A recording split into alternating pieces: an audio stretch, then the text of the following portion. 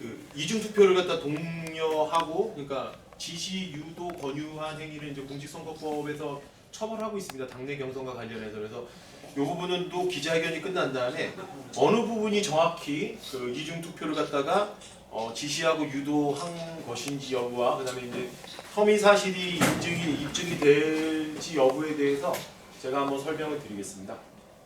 자, 그러면 기자회견 시작하도록 하겠습니다. 안녕하십니까. 국민의힘 국회의원 예비후보 최지우입니다. 저는 오늘 엄태영 의원과 제천시의회 시의원 이경리를 포함한 엄태영 캠프 측 인사 일부를 공직선거법 위반죄로 고발했습니다. 추가 고발건에 대한 설명에 앞서 우선 지난 2월 29일 고발한 사건의 진행 사항에 대해서 잠시 설명드리겠습니다.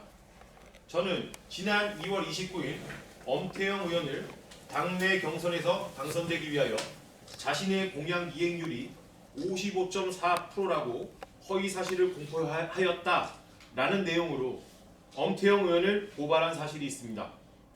한국 매니페스토 실천본부는 입법 공약의 경우 본회의 통과가 되면 공약 완료로 보고 있고 재정 공약의 경우 재정이 모두 확보되고 재정이 50% 이상 집행되는 등 사업이 불가역적으로 진행되는 단계에 돌입하게 되면 공약 완료로 보고 있습니다.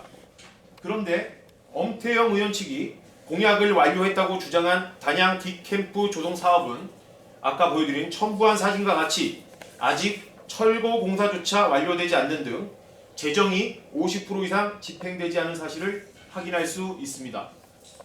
또한 제가 직접 한국 매니페스토에 유선으로 문의한 결과 엄 의원의 공약 이행률은 55.4%로 인정될 수 없다는 사실도 확인했습니다. 즉, 엄 의원의 공약 이행률이 55.4%라는 보도자료 내용은 이미 허위임이 밝혀졌습니다. 엄태영 의원은 이에 대한 입장을 명확히 밝혀주시길 바랍니다. 다음으로 오늘 고발한 내용에 대해서 말씀드리겠습니다. 엄태영 의원은 지난 2월 29일 한국 매니페스토 실천본부에서 엄 의원의 공약 이행률을 55.4%로 정정 반영하기로 확답하였다라는 내용의 보도자료를 배포한 사실이 있습니다. 그런데 제가 직접 한국 매니페스토에 유선으로 문의한 결과 한국 매니페스토 실천본부는 엄 의원의 공약 이행률을 55.4%로 인정한 사실이 없음을 확인하였습니다. 이에 저는 엄태영 의원을 공직선거법 위반, 허위사실 공표죄로 고발하게 되었습니다.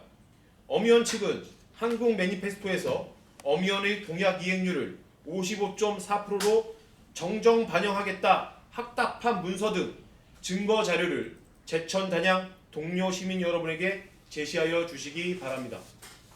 두 번째 고발 사실은 엄 의원 캠프 측이 조직적 계획적으로 경선 과정에서 이중 투표를 독려했다는 내용입니다. 엄 의원 측 캠프는 당내 경선에서 책임 당원의 경우에도 이중 투표가 가능하다는 사실을 인지하고 카카오톡 채팅방, 페이스북, 네이버 밴드 등을 통하여 일반 시민 여론조사 시 책임 당원이 아니다 라고 답하면 그대로 조사를 진행할 수 있다거나 일반 시민 여론조사 시 책임 당원이 아니라 하면 된다 라는 취지의 글을 수차례 게시하는 등 이중 투표를 지시, 권유, 유도하였습니다. 엄 의원 측 캠프의 이중 투표 독려 행위로 실제 카카오톡 채팅방에서 이중 투표를 완료했다는 사실을 인증하는 글 등이 다수 게재된 사실도 확인했습니다. 이와 같은 범죄 행위는 선거의 공정성과 투명성을 훼손하고 유권자의 의사가 왜곡되게 하는 중대한 범죄이기 때문에 불가피하게 고발에 이르게 되었습니다. 저는 제천 단양의 정치 카르텔을 혁파하기 위하여 고발 등의 조치를 취한 것이고 저는 저희 고발 조치 등의 조치에 대해서 법적 정치적 책임을 모두 지겠습니다. 감사합니다.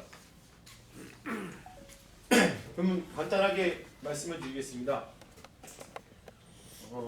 요거는 이제 사실 한국 매니페스토에서 빨리 보도자료를 배포하면은 허위사실 공표 행위가 바로 드러날 것으로 보입니다. 다만 아직 보도자료를 배포하지 않았기 때문에 일단 한 가지만 예시로서 가지고 왔습니다. 이게 아까 전에 말씀드렸듯이 한국 매니페스토의 재정 공약의 공약 완료의 기준은 재정이 모두 확보되고 그 재정이 50% 이상 집행이 되어야 공약 완료로 보고 있습니다. 그런데 2024년 2월 16일 엄태영 의원 측은 자신들이 공약 완료를 했다는 공약 중 하나로 단양 D캠프 조성 사업을 들었습니다. 단양 D캠프 조성 사업은 단양 다리안에 있는 소백상 유수 호스텔을 리모델링해서 호텔, 스튜디오, 체험 현장지 등으로 바꾸는 리모델링하는 사업입니다.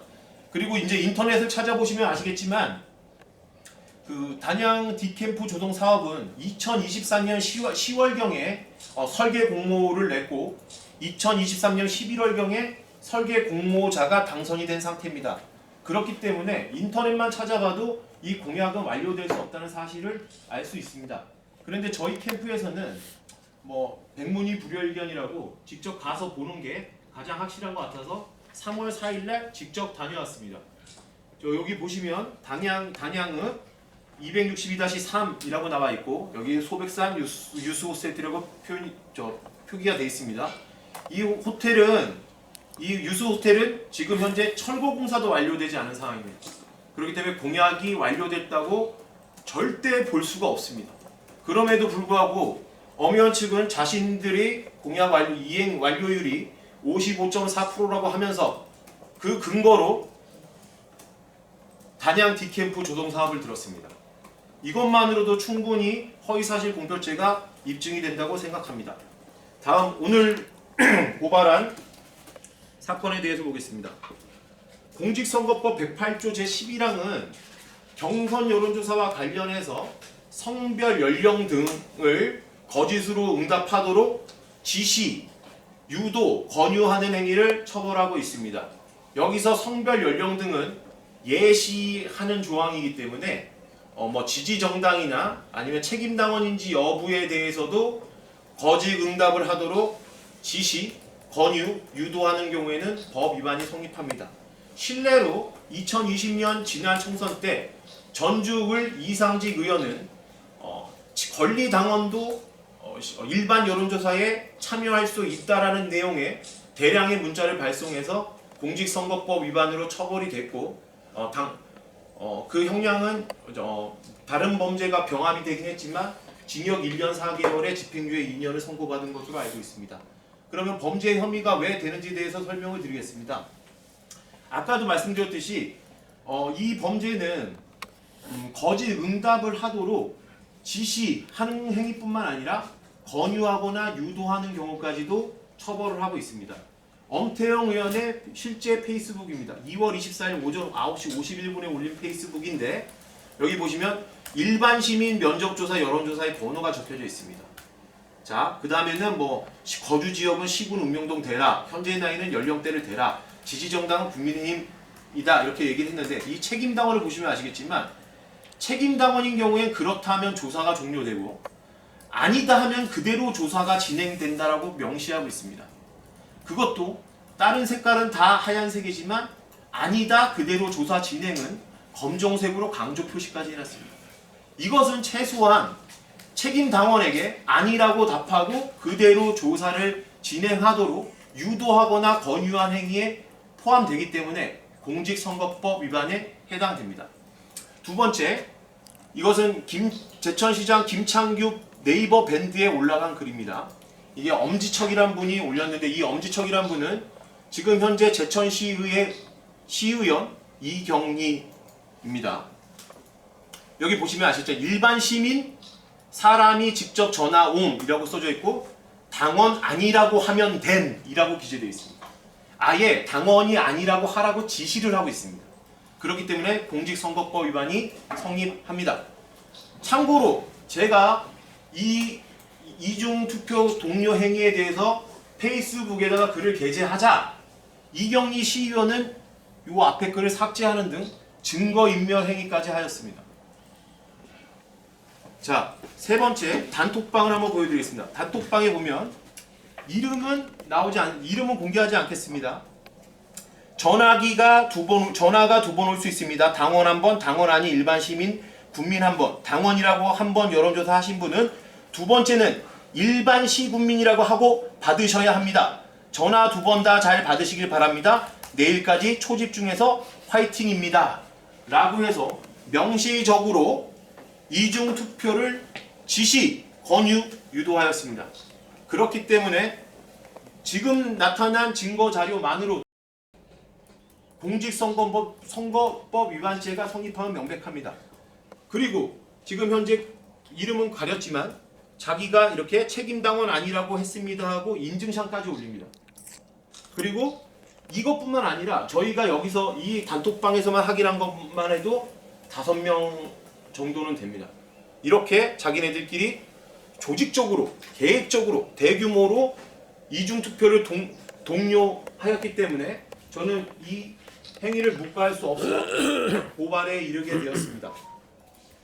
그리고 지금 현재 어제 뭐 인터뷰를 하셨던 걸로 알고 있는데 엄태영 의원 측은 자기 페이스북인데 이걸 누가 올렸는지 모르겠다. 자기는 올린 게 아니다. 이렇게 주장을 하고 있는데요.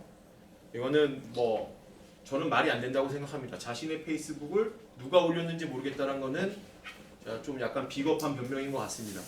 그리고 이경리 시의원 같은 경우에는 요 글을 삭제한 다음에 자기는 글을 올린 적이 없는데 왜 자기가 거론되는지 모르겠다고 인터뷰를 한 것으로 알고 있습니다. 이것도 저희가 이미 체증을 해놨기 때문에 부인할 수 없는 사실이라는 것을 알려드리겠습니다. 네, 이상입니다. 혹시 질문 있으신 분은 질문해 주시기 바랍니다. 저기 질문 드릴게요. 네. 지금 말씀하신 게 법적으로 완벽하게 공직선거법이라는 확신을 하시는 거죠? 네, 저는 확신하고 있습니다. 마지막에 정치적인 어떤 그런 책임을 지겠다고 하시는 말씀은 네. 앞으로 정당 활동, 특히 뭐 당원 활동을 이어나가시겠다는 말씀인지 아니면은 어떤 나름대로 어떤 뭐 정치인의 길을 걷지 않고 변호사라든가 법조인을 길을 걷겠다든지 그런 어떤 나름대로 있습니까? 그건 그냥 이 행동, 이게 지금 저를 갖다가 응원해 주시는 분들이 상당히 많고 저를 아마 당원 중에서 비난하시는 분들도 있을 겁니다. 근데 제가 만약에 이게 공직선거법 위반이 성립이 안 되고 만약에 혐의 없음이 난다고 한다면 뭐 제가 그 책임을 져야겠죠. 네. 그리고 허위사실 공표가 안 된다면 그 책임도 제가 지겠습니다. 저는 제가 한 행동은 제가 무조건 책임을 지겠다는 의미입니다. 뭐 제가 정치적으로 뭐 어떤 길을 걷겠다라는 것보다는 저는 저의 행동에 책임을 지겠다라는 것입니다.